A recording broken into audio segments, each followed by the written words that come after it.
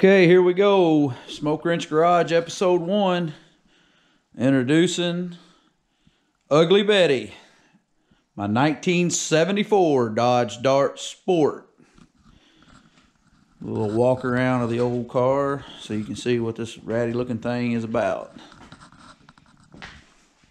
It's a car I've had about 12 years. And I know you're thinking, man, 12 years? This thing should be a lot prettier. And I wish I had one of them pictures where I could show you in 12 years what this dude looked like when I started. But no. Minus the hood scoop and the drag lights, this old dude looks exactly how it did when I drug it home from West Lafayette, Indiana. It's about 12 years ago. A little tight through here. And anyway, started out life with a slant 6 and a 7 1/4 rear end, automatic on a column, bench seat. That's about it really. Now it has a 360, still running a 904 with the turbo action manual valve body, Cheetah Shifter. I don't have a light to put inside the car, so it's gonna kind of be a little dark. Zoom in on the old Cheetah, what I think is one of the best shifters for drag racing ever made. 6-point roll bar that dire need of paint. Bulkhead sealed off. It's a little cruder than I would like it to be, but we was on a time crunch to make sure I could make tech at a track. But standard, you know, main hoop goes down. I've got kickers that run from the rocker panels down to the subframe connectors and are welded in, and the door bar goes down in the torsion bar cross members and is welded in the torsion bar cross member and then capped off. 5-point harness. I just put the other bucket in, the other race seat, so that it look a little more like the street car that it really and truly is, even though I just drag race it right now. 456 spool, actually. 456 spool out back. 8 3/4 rear end, running a 275 60 15 Mickey ET Street, which is pretty much worn out. They were they were pretty used when we got them. Maybe some $40 specials my dad picked up for me at the Hot Rod Reunion, I believe. Still has a 74 bumper on the back. I don't have a 73 bumper, so I just got rid of that horrible looking extension and scooted the bumper up. Got rid of them grossly overweight bumper shocks and crash bar within it. In the back, you know, standard battery relocation, fuel cell. And then, of course, it comes with the car came when I got it with the factory lightweight kit in the back here, as you can tell. So let's move on around. I did lower the car 2.5, or not 2.5. I lowered the car 1.5 inches. I can't think tonight. Great first video, huh? So I know, fancy right inside hood. Come on around here. It does have a 73 bumper. That's what came with the car when I got it. I had to modify it. The bracket's been lightened up. But yeah, there's where the magic happens. It's a 360 air gap manifold, iron heads. Have no idea what cam and pistons in it. It's a pretty light cam.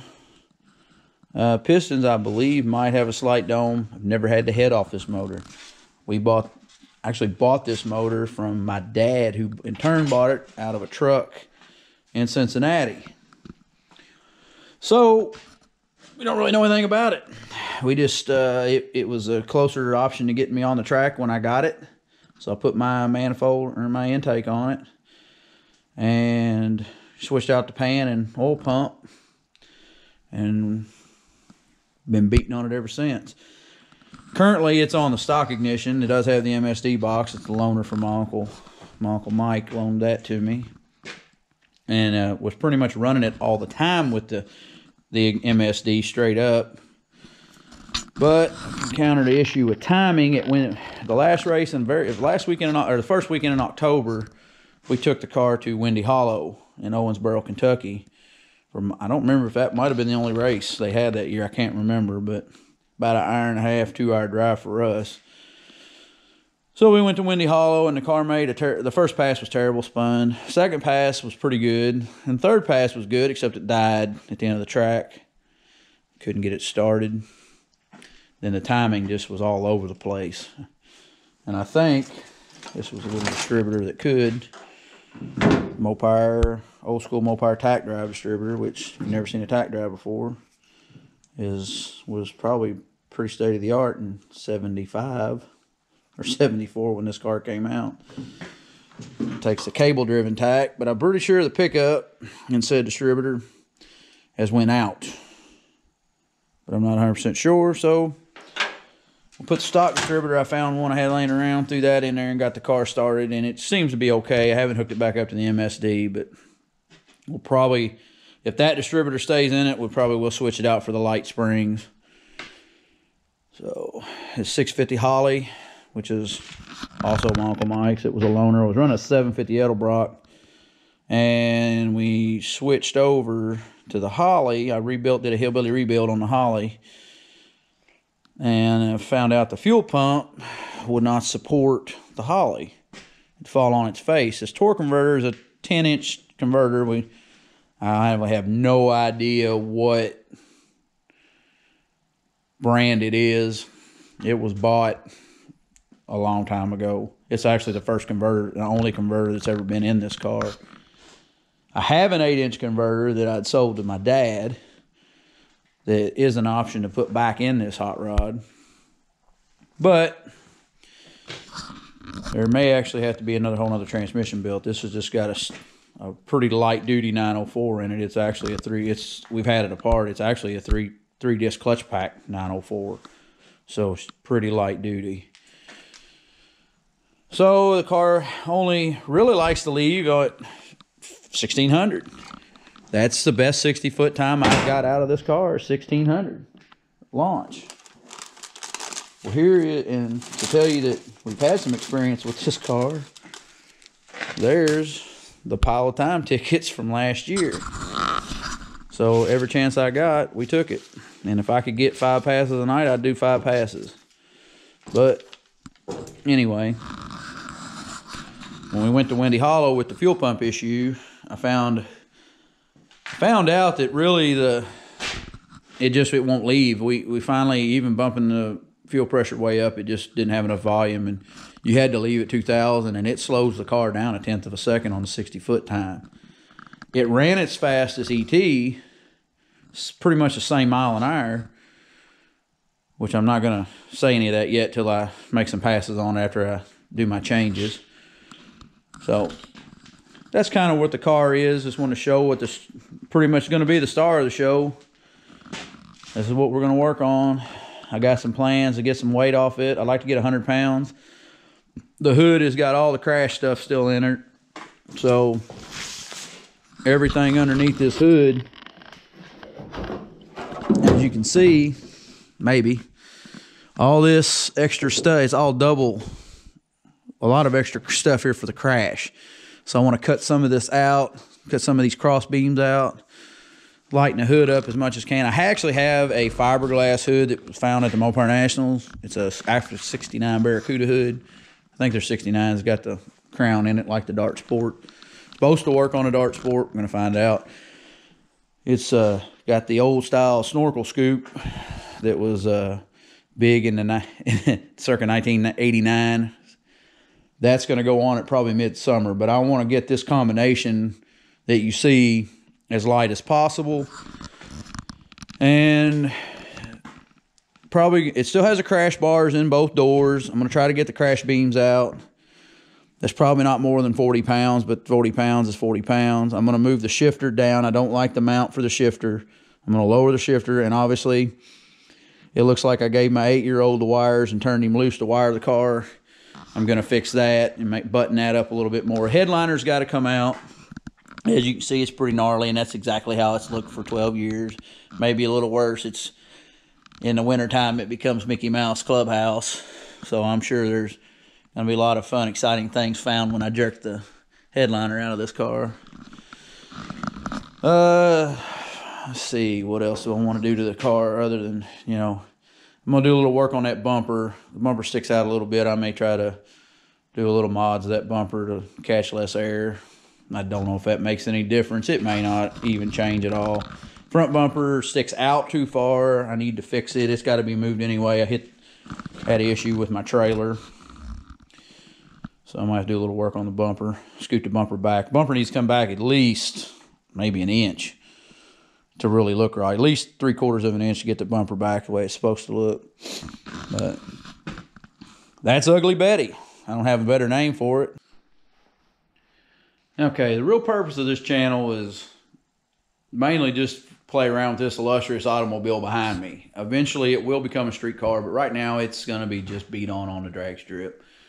We got some plans for this, a lot of weight removal again, and possibly that torque converter change.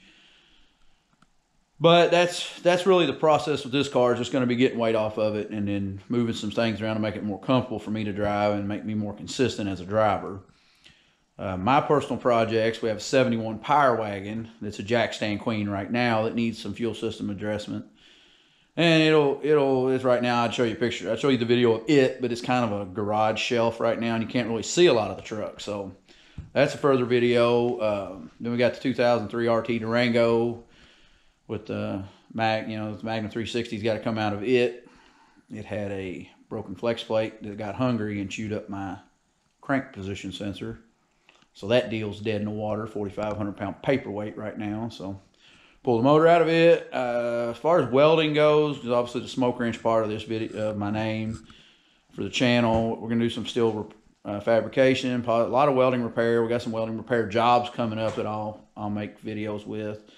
Got to make some camera mounts, and then also going to make the tripod engine stand that tried to kill me last year. I'm going to make it 4 wheels so I don't dump the 360 Magnum engine over in the floor and smash the oil pan on it. It was good times. So we'll have some drag racing content with not only me, but also a much faster car. We're hoping a much faster car in a 67 Barracuda. It's a notchback, big block. It went to the track last year in third pass. By the third pass, transmission was junk. It smoked it almost immediately. So, but it's got a nasty sounding 440 in it. It should be a ball of fun to drive. It looks so sketchy that I just cannot wait to get behind the wheel of this car. So hopefully that'll happen. And there's a lot of hot cars I can highlight. I mean, we have between our family and friends, there's a lot of cars I want to get videos about and just put them out there and show people, because some of them are some really beautiful cars. So that's my plan. We'll see what happens. I don't really have any intention of doing body work on this car after probably what you're thinking, 12, 13 years, you ain't painted it yet. Probably not going to happen anytime soon. But I'll say this, if this channel takes off and I get 5,000 some odd subscribers, I'll paint this thing Panther pink. Because if we're really going to do something with this, which is kind of a hope, I really hope it still don't fall flat on its face. I hope some people are interested. There's a lot of cool events that come up with what I've been finding out about the YouTube stuff. So, we'll give this thing a try. And we'll bring y'all along with us. I ain't real cool, but I do some cool stuff. So we'll see what happens. But I want to say thank you for watching. If you like it, like and subscribe. And tell your friends.